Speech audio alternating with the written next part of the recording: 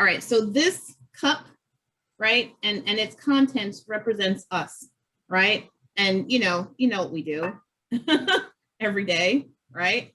So if this is us, if this is B, the running on empty, and that means every day we're filling ourselves up just enough to pour ourselves out. And then we go back and we get a little more. You might take this is what I do all day, power nap.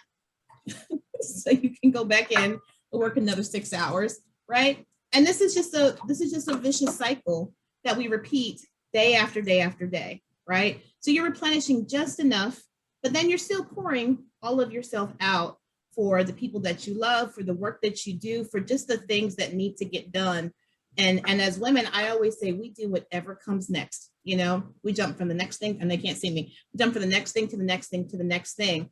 Well, here, some of us, those of you who said you were might need resuscitation or your A depleted completely, right? This is you right here, right? It's empty, and you still shaking out all the drops and scraping the bowl and every little bit that you can get.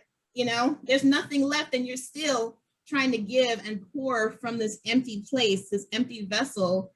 You given your blood at this point, right? We do this.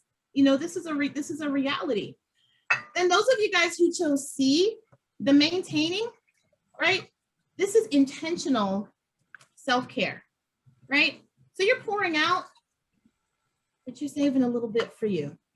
And then you go back and you get what you need. Maybe that's your meditation. Maybe that's your physical therapy.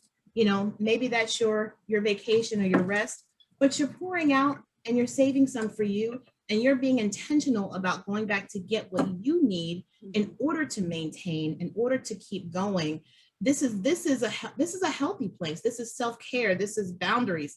This is giving yourself permission. This is allowing. This is a good space. C is a good space.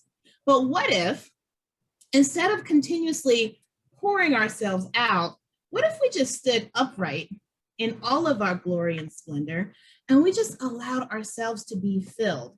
Nikisha and I, before we started, we prayed, and she said, God, fill us up. So what if we just allowed ourselves to be filled to overflowing?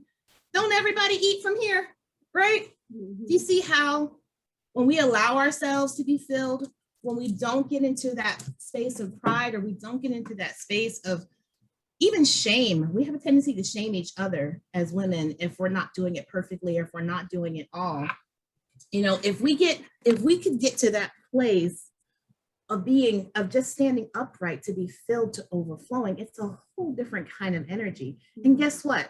All the people around us that we are concerned about with, that we do love, that we don't want to suffer if we can't do it because we think we're supposed to do it all of the people around us, they're actually going to be better, because as women, we're natural nurturers. And when we're good, just like Nikisha talked about, when her house is clean, guess what? Everybody else in the house was happier because she felt good about her house being clean.